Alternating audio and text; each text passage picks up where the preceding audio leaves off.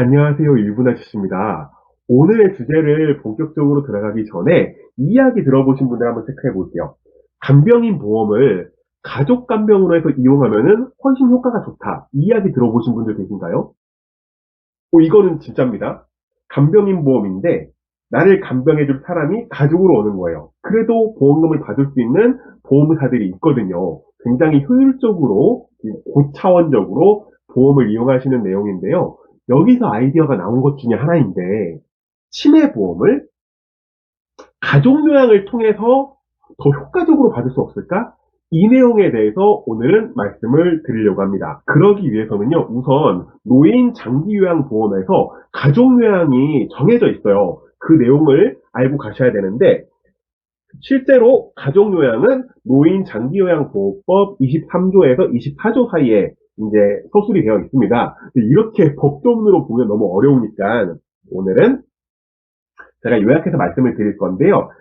방문 요양의 일종으로서 요양보호사 자격증이 있는 가족이 어르신을 케어하고 수당도 받는 제도입니다.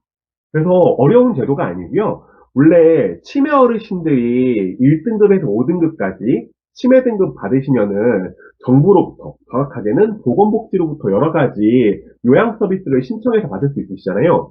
근데 그 서비스를 신청은 하되 모르는 요양보호사가 오는 게 아니고요. 우리 가족들 중에 요양사가 있어. 나는 그 통해서 받을래. 이렇게 했을 때 그분께는 급여가 가고 나는 아는 사람한테 요양을 받고 이럴 수 있는 정해져 있는 시스템입니다. 근데 이 시스템이요. 보험사랑 결합이 되면 장기 요양보험으로서의 수당은 수당대로 나가실 거고 보험사로부터의 보험금은 또 지급을 받을 수 있거든요.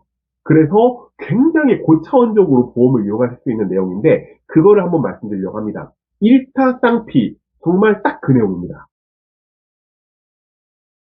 네, 이 가족요양을 효과적으로 활용할 수 있기 위해서는 가족요양을 어떤 범위까지 인정을 해주느냐, 법적으로 그걸 알고 계셔야 되는데 이 내용대로입니다. 지금 직계 좀비속, 나를 기준으로 위도 아래도 다 가능하고요. 옆으로 가는, 배우자도 가능하고요. 형제도 가능합니다. 그리고 조금 멀어지는 것 같지만은 배우자의 직계 혈족, 이것도 가능합니다. 예, 그래서 생각보다 안 되는 범위들도 있긴 하지만은, 꽤 포괄적인 범위, 친척들도 다 인정해주는 거구나. 예, 어느 정도의 친척까지도 다 인정을 해주거든요. 그래서 가족 요양을 모르시는 분들이 많으신데요. 지금 현재 이 치매 요양 분야에서는 가족 요양 정말 많이 활용하고 계시는 시스템이거든요. 저 오영석 담당자는, 일분 아저씨는 여기에 보험까지 하나 더 추가해서 더 효율적으로 만들어 보자. 더 도움을 많이 받을 수 있도록 만들어 보자. 이게 목적입니다. 이 가족요양을 급여 기준으로 해서 두 가지로 나눠볼 수가 있는데요. 60분 기준이 있고요. 90분 기준이 있습니다. 당연히 생각하시듯이 90분 기준이 더 돈을 많이 받겠죠. 국가로부터. 근데 무조건 다 90분으로 인정해 주는 건 아니고요. 두 가지 요건을 확인을 해요. 첫 번째는 날 도와줄, 치매 어르신을 도와줄 가족 요양 보호사가 나이가 많으신 거예요. 65세 이상이시라거나. 그러면은 다른 기타 직업을 갖지 않고 정말로 그 어르신 요양에 전념할 상황이실 거잖아요. 그래서 그런 경우에 90분으로 특정 인정을 해주고요.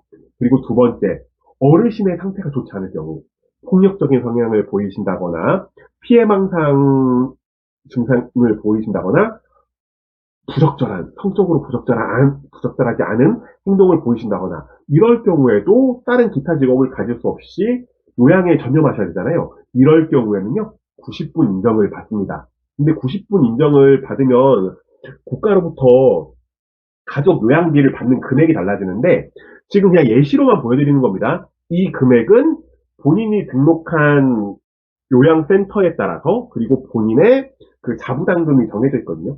네, 그 부분에 따라서 조금씩 바뀔 수 있습니다. 근데 이제 60분 급여 인정 같은 경우에는요, 보통 4에서 50만 원 정도를 가족 요양사가 받을 수 있고요.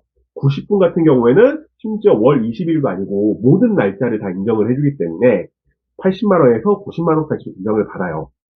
여기까지는 지금 현재 운영되고 있는 가족 요양. 예, 노인 장기요양보험에서 운영하고 있는 가족요양 제도에 대해서 말씀을 드린 건데, 이 제도에 우리 사적 영역, 보험사들의 여러 가지 특약들이 있지 않습니까? 이게 결합되면 훨씬 더 강력한 보장을 할 수 있다는 거죠. 대표적으로 이 두 가지 특약이 가족요양이랑 어울립니다. 왜 그러냐면, 가족요양은 별도로 딱 떨어져 있는 제도가 아니고 방문요양의 일종으로서 있는 거기 때문에요. 모든 보험사에서 방문요양 특약들은 다 있거든요. A 보험사든 B 보험사든 C 보험사든 이 두 가지 특약이 없는 경우는 본 적이 없습니다. 첫 번째, 방문요양 보장 특약. 그리고 두 번째, 이게 되게 강력한 특약이긴 한데, 장기요양 재가급여 보장 특약. 이 두 가지 특약하고요. 지금 우리 제도적으로 운영되고 있는 가족요양은 굉장히 궁합이 잘 맞습니다. 그래서 이걸 이제 계약서 내용으로 볼 수록 할 건데, 사실 이 두 가지 특약을요, 설계사 입장으로 고객에게 말씀드릴 때, 처음부터 권장하는 특약이 절대 아닙니다. 왜 그러냐면, 계약서 내용 보시는 것처럼요, 비싼 특약이에요. 요즘 보험의 트렌드는 가성비 특약이잖아요. 그럼 치매보험에서의 가성비 특약은 무조건 주간보호 특약이에요. 이쪽이 최대 금액도 높은데 보험료는 작기 때문에 항상 1번으로 추천드리는 내용은 이 내용인데, 혹시라도 고객님과의 상담 중에서요, 가족 중에 요양보호사가 계세요? 아니면 본인이 요양보호사고 본인의 어머니나 아버지의 보험을 가입해 주시려고 한다? 그러면 저는 무조건 요걸 꼭 말씀을 드리게 됩니다. 예를 들어 볼게요. 방문요양 특약. 사실은 특약 가격이 지금 27,000원인데, 대략 27,000원으로 30만 원을 받는다? 비싼 특약입니다. 너무 비싼 특약이에요. 근데, 원래 일반적으로 이 특약을 넣지 않을 건데, 나는 가족요양을 할 거야. 그래서 보험을 딱히 가입을 안 해도 가족요양으로 이미 4, 50만 원이 나올 게 준비가 되어 있는 분이세요. 그걸 계획을 하고 있는 분이라고 해볼게요. 그런 분들께는 이 특약, 사실 실질적으로 이 특약은 27,000원에 30만 원을 받는 특약이 아니고요. 27,000원에 70만 원을 받는 특약처럼 느껴지지 않겠습니까? 이런 결합이 가능한 거예요. 아까 처음에 말씀드린 것처럼 간병인보험도 그렇게 비슷하게 활용을 하시잖아요. 치매보험에서도 그렇게 활용할 수 있는 내용들이 있는 겁니다.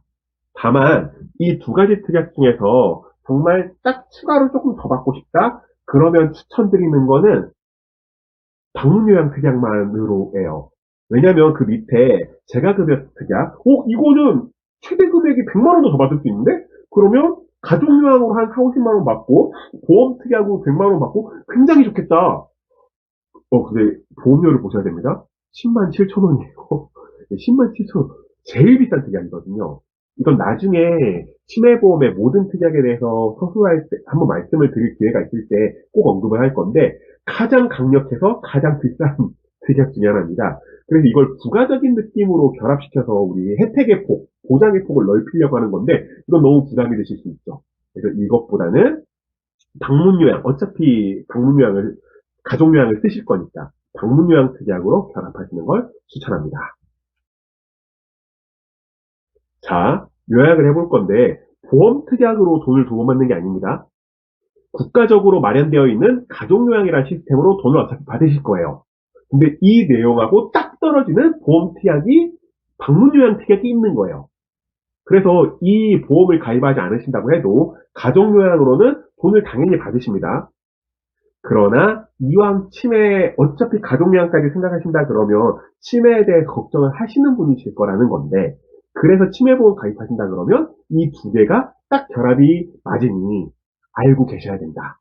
특히나 본인이 요양보호사로서의 자격증이 있으시거나 가족 중에 요양보호사로서의 자격이 있다 그러면은, 이 결합을 알고 계시면은 남들은 써먹지 못하지만 우리 가족을 써먹을 수 있는 좋은 보험 내용이 되지 않을까 말씀을 드리면서요. 자, 이제 마무리를 지을 건데, 이 내용 때문에 안타까웠던 경우가 한 번 있어요. 요즘 보험 상담에서 생각보다 고객님들이 상담사에게 본인의 사정에 대해서 얘기를 좀 잘 안 하세요. 저 신입사원일 때랑 비교를 하면은 확실히 좀 소통이 적어진 시대가 왔구나, 코로나 이후로, 라는 게 좀 느껴집니다. 그래서 극단적으로는요, 설계사한테 전화해서요, 상담을 받으시는 게 아니고요, 나 이 특약, 이 특약, 이 특약 이렇게 넣어서 짜주세요. 그러고 그냥 사인하고 끝나요. 근데 설계사를 만나는 이유는 상담을 받으시려고 하는 거잖아요. 고객이 요청하신 대로 설계사가 뽑아줘야 되는 의무도 있긴 하지만 고객님이 여러 가지 상황을 알면은 설계사는 훨씬 많은 보험 내용들을 알고 있잖아요. 고객에게 다 말을 안 할 뿐이지. 근데 고객의 사정을 알면 고객님 이 특약이 어울리시겠는데요? 이렇게 꺼내놓을 수 있단 말이에요. 정보를. 그 정보를 들으시고 선택을 할지 안 할지, 채택을 할지 안 할지는 고객의 역할이기 때문에 저희는 그 꺼내놓는 것만 해도 충분히 일을 하고 있다라고 느끼거든요. 저도 그렇고요. 근데 꺼내놓을 수가 없습니다. 고객에 대해 아무것도 모르거든요. 그래서 제가 아니어도 좋으니 꼭 좋은 보험 설계사와 상담을 받아보시는 기회를 있으셨으면 좋겠다라는 말씀을 드리면서 오늘 돈을 두 번 받을 수 있는 보험 설계가 있다고에 대해서 말씀을 드리고 마치도록 하겠습니다.